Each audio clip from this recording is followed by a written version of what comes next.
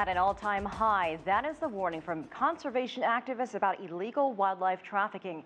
The elephant, ivory, and rhino horn trade is a multi-billion-dollar industry, often run by violent criminal networks.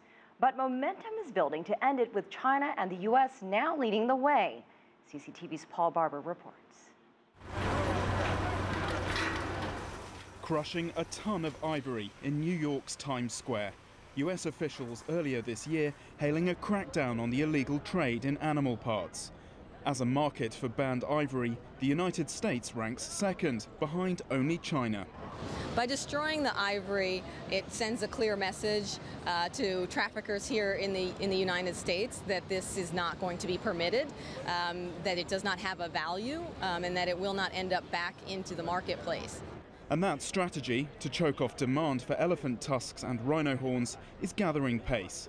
During President Xi Jinping's recent state visit, China and the US signed a deal to end ivory exports and imports.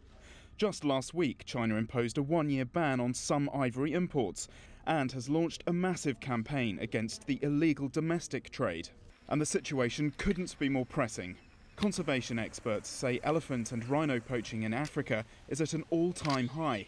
In just the past 3 years, nearly 130,000 elephants have been killed.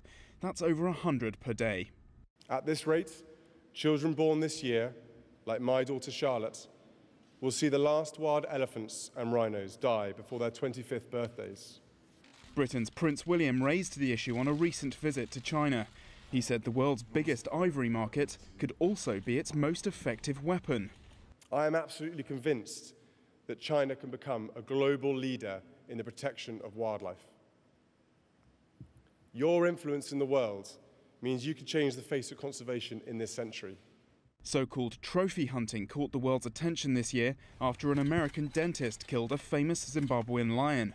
Now political will is building to completely stamp out illegal trafficking. Massachusetts is one of a few US states considering a bill to ban trade in all ivory and rhino horns.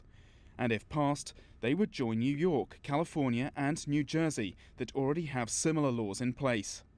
For the animals they hope to save, the clock is ticking. Barber, CCTV, Washington.